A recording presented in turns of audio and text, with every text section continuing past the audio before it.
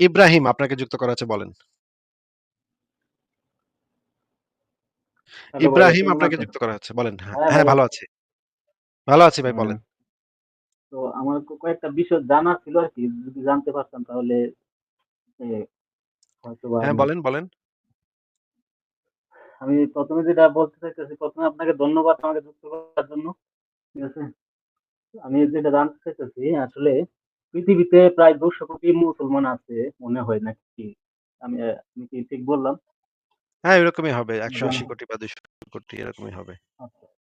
তো 200 কোটি মানুষের মধ্যে যুগে যুগে কিন্তু মুসলমানদের মধ্যে কিন্তু জ্ঞানী গুণী মানুষও ছিল। ধরেন বিজ্ঞানী কিংবা সায়েন্টিস্ট কিংবা দার্শনিক কিংবা কবি বা অনেক ধরনের, মানে অনেক জ্ঞানী গুণী মানুষ ছিল।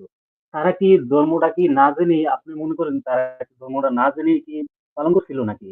না তারা জানতো যে ধর্মটা আসলে সত্য কি, সত্য না অনেকে হয়তো মিথ্যা তারা? জানতো, অনেকে হয়তো জানতো না।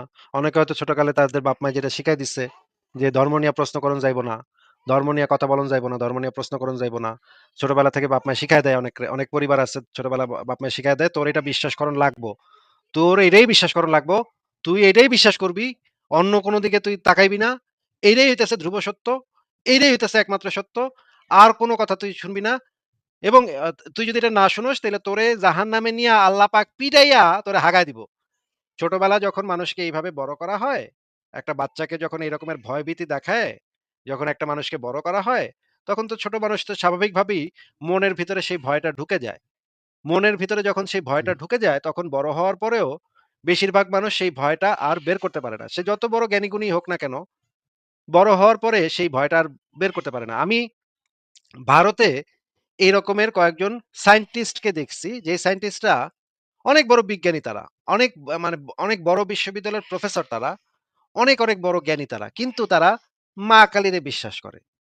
মা কালীরে বিশ্বাস করেন কেন? ভাই, মা কালী একেবারে হাস্যকর একটা দেবী।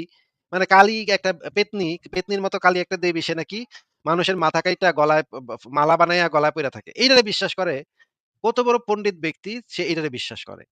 আমি দেখলাম যে ভারতের যে সুনিতা উইলিয়ামস হচ্ছে মহাকাশচারী। মহাকাশে গেছিল সে। অনেক বড় সায়েন্টিস্ট, মানে হ্যাঁ, মানে মহাকাশ যান যে চালাইতে পারে। সে তো অনেক বড়, অনেক পড়ালেখা করছে। তার অনেক পড়ালেখা। এখন সেই মহিলারে আমি দেখলাম সে মহাকাশে গেছে গণেশ দেবতার একটা মূর্তি নিয়া। ওমা! এইটা আবার কেমন কথা? তুমি এত বড় পণ্ডিত মহিলা, তুমি এইটা বুঝো না যে গণেশ দেবতা যে একটা হাস্যকর বিষয়। মানে একটা একটা মানুষের মাথার উপরে একটা হাতির মাথা। এইটাও আবার মানুষে বিশ্বাস কেন? করে। এই কুসংস্কারও মানুষে বিশ্বাস করে। আমার কাছে তো, আমি এটা বুঝতে পারি যে কত বড় হাস্যকর একটা বিষয় এই মহিলা, এত বড় শিক্ষিত মহিলা, এত বড় জ্ঞানী এখন মহিলা। এখন একটু আমি কথা এক শুনে জিনিস নেন। কথার বলছি। মাঝখানে কথা না, কথার মাঝখানে কথা না ভাই। কথার মাঝখানে কথা না। এত বড় শিক্ষিত মহিলা, এত বড় পণ্ডিত মহিলা, তার এতগুলা পিএইচডি পেপার, সে অনেক পড়ালেখা করছে। সারা জীবন তার পড়ালেখা অনেক, অনেক বেশি। আমার ১০০ গুণ সে পড়ালেখা বেশি হয়তো করছে। হ্যাঁ? এখন কিন্তু সে গণেশ দেবতার মূর্তি নিয়া আ মহাকাশে গেছে। এইটা দেখে আমি বুঝতে পারলাম যে তাইলে এত বড় শিক্ষিত সে কি বুঝে নাই যে এই হিন্দু ধর্ম যে একটা ভুয়া ধর্ম? হিন্দু ধর্মের ভিতরে যে এই সমস্ত মানে গণেশ দেবতা, এটা তো একটা পুরাই হাস্যকর বিষয়। এই বিষয়টা সে বিশ্বাস করে, কারণ হচ্ছে ছোটকাল থেকে তাকে এইভাবেই বড় করা হইছে। তাকে ছোটবেলা থেকে এই শিক্ষাটা দিয়েই বড় করা হইছে। সে যদি ইহুদি পরিবারের হইতো তাইলেও তার এইভাবে বড় করা হইতো যে জিহোবা হইতেছে সত্য। সে যত বড় পণ্ডিতই ভবিষ্যতে হইতো না কেন, সে বেশিরভাগ মানুষ তাদের ছোটবেলার যে শিক্ষাটা, সেই ছোটবেলার শিক্ষাটা তারা ছাড়তে পারে না। এটা একইভাবে মুসলমানদের ক্ষেত্রেও সত্য। মুসলমানদের ভিতরে অনেক জ্ঞানী-গুণী আছে নিশ্চয়ই। কিন্তু তাদেরও ওই ছোটবেলা একইভাবে বড় করা হইছে। ছোটবেলায় একই শিক্ষা দিয়ে বড় করা হইছে যে ধর্ম নিয়ে যুক্তি করান যাইব না। ধর্ম হইতেছে যুক্তির ঊর্ধ্বে। ধর্ম যেটা কইতেছে এইটা অক্ষরে, অক্ষরে অন্ধভাবে বিশ্বাস করতে হইব। ধর্মের কাছে মাথা নত করতে হইব। ধর্ম নিয়ে কোনদিন বেশি গ্যাঞ্জাম করা যাবে না, বেশি চিন্তা করন যাইব না। বেশি চিন্তা করলে ঈমানটা ছুইটা যাইব। এইভাবে মুসলমানদেরকেও যেরকম করে বেলা থেকে বড় করা হয়েছে, একজন হিন্দুকেও ছোটবেলা থেকে একইভাবে বড় করা হয়েছে। এখন আপনার যুক্তি যদি এইটা হয় ভাই, যে ভাই মুসলমানদের ভিতরে তো অনেক জ্ঞানী-গুণী আছে। ইসলাম ধর্ম যদি মিথ্যা হইতো, তাহলে এত জ্ঞানী-গুণীরা কি বুঝে নাই যে ইসলাম ধর্মটা মিথ্যা? তাহলে তারা এখনো ইসলাম ধর্ম পালন করে কে? তাহলে এই জি, কথাটা যদি আমরা যুক্তি হিসেবে গ্রহণ করি, তাহলে পৃথিবীতে খ্রিস্টানের সংখ্যা মুসলমানদের থেকেও বেশি। ২৫০ কোটি ভাই, হ্যাঁ? এবং হুম, খ্রিস্টানদের ভিতরে একজন বিজ্ঞানী আছে যে হচ্ছে সারা পৃথিবীর সর্বকালের সর্বশ্রেষ্ঠ বিজ্ঞানী, স্যার আইজ্যাক নিউটন। যার সমকক্ষ জি, বিজ্ঞানী সারা পৃথিবীতে আর কেউ কোনোদিন জন্মাইতে পারবে না। এত বড় বিজ্ঞানী সে। এই যে স্যার আইজাক নিউটন সে বিশ্বাস করত যীশু খ্রিস্ট হইতেছে ঈশ্বর। তাইলে এত বড় বিজ্ঞানী হইয়া সে ট্রিনিটিতে বিশ্বাস করত। তাইলে তো আপনার যুক্তি অনুসারে ট্রিনিটিও সত্য হয়ে যায় ভাই। আপনার যুক্তি অনুসারে আপনার ইসলাম যতটা সত্য তার থেকে বেশি সত্য হইল ট্রিনিটি। কারণ ২৫০ কোটি খ্রিস্টানের মধ্যে এত বড় একজন বিজ্ঞানী, সারা পৃথিবীর সর্বকালের সর্বশ্রেষ্ঠ বিজ্ঞানী স্যার আইজাক নিউটন, সে ট্রিনিটিতে বিশ্বাসী ছিল। তাহলে আপনি যদি এই যুক্তি দ্বারা ইসলামকে সত্য প্রমাণ করার চেষ্টা করেন, তাহলে আপনার এই যুক্তিতে ইসলামের থেকে খ্রিস্টানিটি বেশি সত্য বলে প্রমাণিত হয়ে যাবে। তখন আপনি একটা বাটের উপরে পড়বেন। তখন আর আপনার ইসলামটা ভুল হয়ে যাবে। তখন আর আপনি ইসলামটা প্রমাণ করতে পারবেন না ভাই। আপনি যেই পদ্ধতিতে ইসলামকে সত্য হিসেবে প্রমাণ করার চেষ্টা করতেছেন, সেটা দ্বারা ইসলাম সত্য বলে প্রমাণ হয় না। বরঞ্চ প্রমাণ হয় যে ছোটবেলা থেকে মানুষকে যেভাবে বড় করা হয়, অনেক মানুষ শিক্ষিত হওয়ার পরও সেই জিনিসগুলাকে নিয়ে খুব বেশি যুক্তি দিয়ে যাচাই-বাছাই করে না। কারণ তারা মনে করে ধর্মকে নিয়ে এত যুক্তি-টুক্তি করা ভালো না। ধর্মকে নিয়ে বেশি যুক্তি-টুক্তি করলে ধর্মটা ছুইটা দিতে পারে। ইমানটা ভেঙে দিতে পারে। এই কারণে অনেক মানুষই সেটা করে না। আবার অনেক মানুষ আছে যারা করে কিন্তু তারা ভয়ে কিছু বলে না। সমাজের ভয়ে বা আপনারা গিয়া কল্লা কাইটা দিবেন। মুরতাদ ইসলামে তো মুরতাদ কতলের বিধান আছে।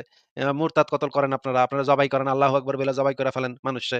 এটার ভয় তো মানুষের থাকবে। এই কারণে অনেক জ্ঞানী-গুণী আছে যে তারা নাস্তিক কিন্তু বলে না। যেমন ধরেন বাংলাদেশে অনেক নাস্তিক আছে। ছুপা নাস্তিক। আমি চিনি তাদেরকে। নাম বলব না। অনেক বড়, বড় মানে মানে ইউনিভার্সিটির বড়, বড় টিচার ভাই। হ্যাঁ, নাম বললে তো আপনারা গিয়ে মেরে লেবেন, হ্যাঁ? আমি তো চিনি তাদেরকে। তাদের সাথে তো আমি কথাবার্তা বলি, দেখা সাক্ষাৎ হয়। তারা ইউনিভার্সিটির বড়, বড় টিচার, বড়, বড় প্রফেসর।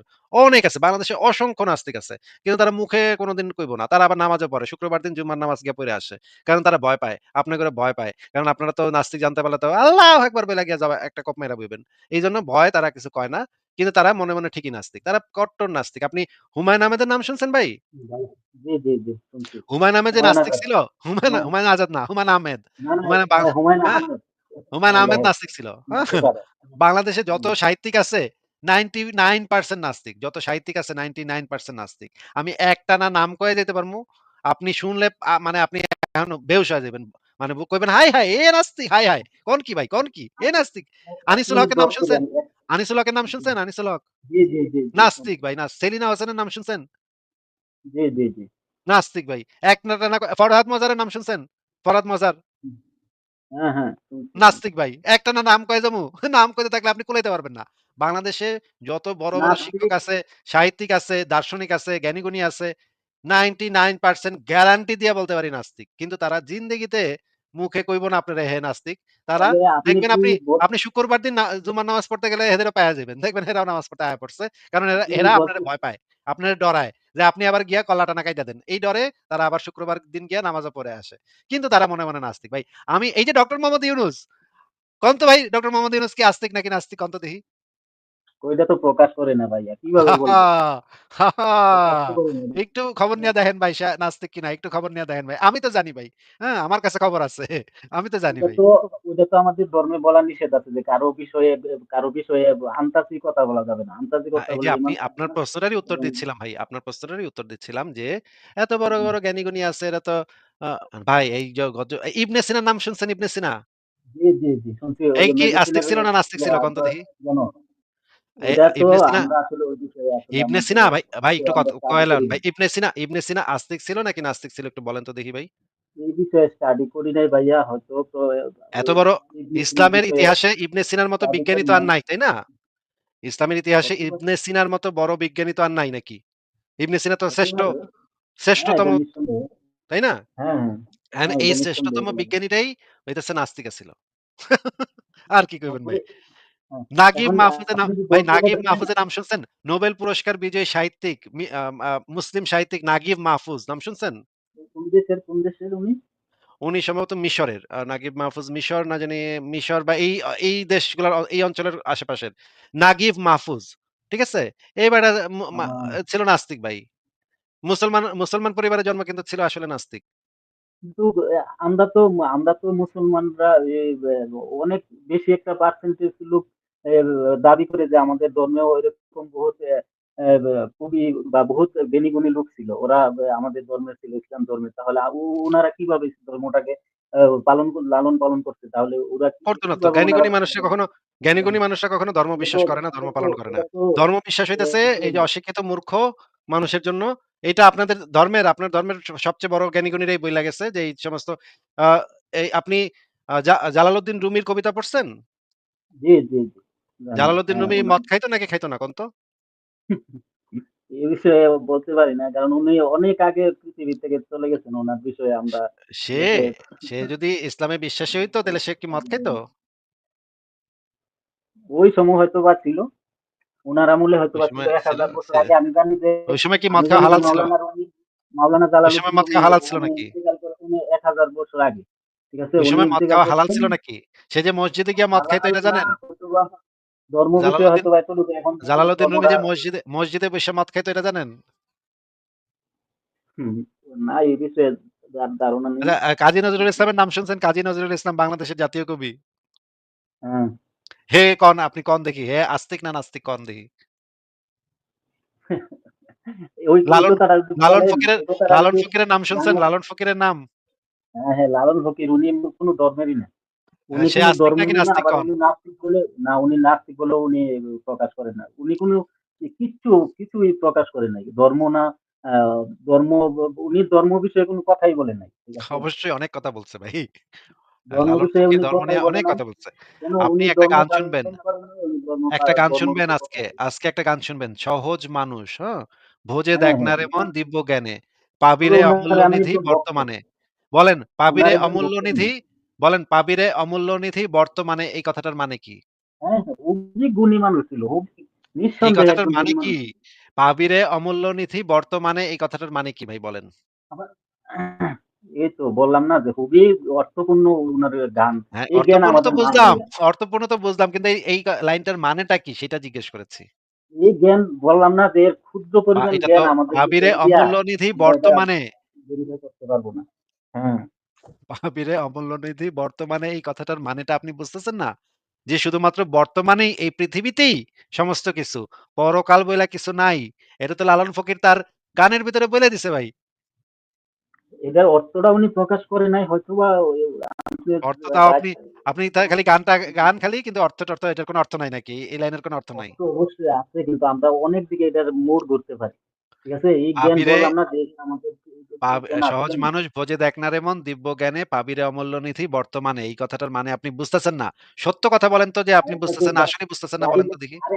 আরেকটা গানের অর্থ আপনি ধরতে পারেন যে বাড়ির কাছে আশ্বিনগর সে তাই পড়শি বসত করে একবার পড়শি হ্যাঁ, বসত পড়শি করে। বসত করে আমি এটার একদিন ভিতরে তো কোনো দেখছিলাম তারে। এটার ভিতরে তো আল্লাহ রাসূলের কোনো কথা নাই। এটার ভিতরে কার কথা আমি আছে? একদিন দেখছিলাম তারে।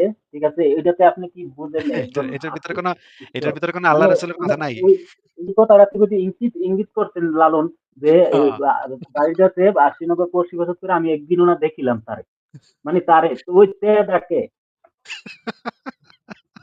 তেডাকে এটা বলেন।